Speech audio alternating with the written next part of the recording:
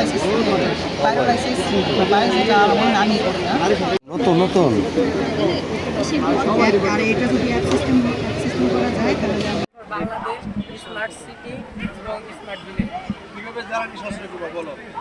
Sir এখানে আমরা use করেছি যেমন এই যে এটা কি নাম তারপরে সোলার প্যানেলের মাধ্যমে আমরা বাড়ির ইলেকট্রিসিটি বিভিন্ন জিনিস কন্ট্রোল করতে পারি। তারপরে এখানে আমরা দেখতে পাচ্ছি বৃষ্টির পাইপের লাইনের মাধ্যমে পানি রিজার্ভার আছে, পানি রিজার্ভারে জমা হয়। পানি রিজার্ভারটা আমরা বাসা বাড়িতে বিভিন্ন কাজে খাওয়ার কাজেও ব্যবহার করতে পারি। পরিষ্কার করে আমরা কিভাবে পরিষ্কার করতে হবে এবং যে গোবর থাকবে যেটা শহরের সবাই দেখা যায় সেটা আমরা এখানে দেব। এখানে হচ্ছে যে গ্যাসটা উৎপন্ন হবে সেটা বাড়ির কাজে রান্নাবান্নার কাজে ব্যবহার করতে হবে এবং যে ওয়েস্টেজগুলো থাকবে মানে যে ময়লা আবর্জনা থাকবে সেটা ডাইরেক্ট সার হিসেবে আমাদের এখানে চলে যাবে। এবং আমরা পরিবেশ রক্ষার জন্য বেশি বেশি গাছ লাগিয়েছি যেটা আমরা গ্রামে দেখা যায় এবং সেই গাছ থেকে আমরা অক্সিজেন পাবো। আসসালামু আলাইকুম বইলা ওরা প্রথম বলবো যে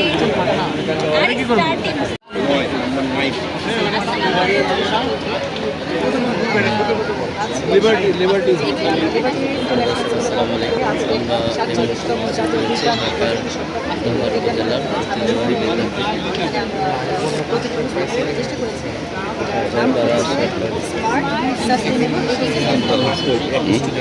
আমাদের এই মডেলের বিস্তারিত ব্যাখ্যা দেওয়ার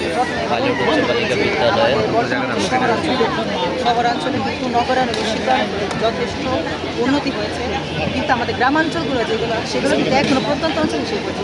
কখনো তেল সংকট হয়, কখনো বলে কারেন্টের সংকট হয়, বিদ্যুতের সংকট হয়, গ্যাস সংকট হয়।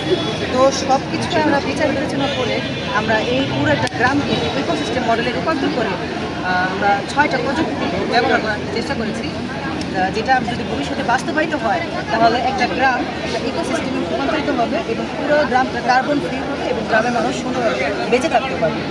তো প্রথমে এটা মূলত দেখানোর জন্য আমরা যেটা মানে হচ্ছে বন্ধ করা দেখাচ্ছি। এটা হচ্ছে উইন্ডমিল।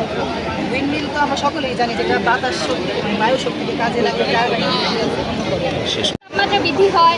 যেমন আমাদের সূর্যের সবচেয়ে কাছে হচ্ছে অবস্থান করছে আমাদের বুধ, যেটা হচ্ছে সবচেয়ে ছোট আর সবচেয়ে গরম অবস্থানে রয়েছে। গরম অবস্থানে কে বুধ? হ্যাঁ, কারণ সে সূর্যের সবচেয়ে কাছে অবস্থান করছে। সবচেয়ে দূরে কে থাকে? সবচেয়ে দূরে রয়েছে হচ্ছে আমাদের নেপচুন। নেপচুন সবচেয়ে দূরে অবস্থান করছে এবং এটার প্রধান উপকরণ হচ্ছে মিথেন, যার কারণে এটা নির্মাণ ঘুরে আসতে কয়দিন লাগে? একবার ঘুরে আসতে সময় লাগে হচ্ছে 78 গুড এটার অবজেক্টিভ আমাদের ভালো দরকার আমরা তো শুধু কি বলবো এখন। আসসালামু আলাইকুম। Jaipur government technical school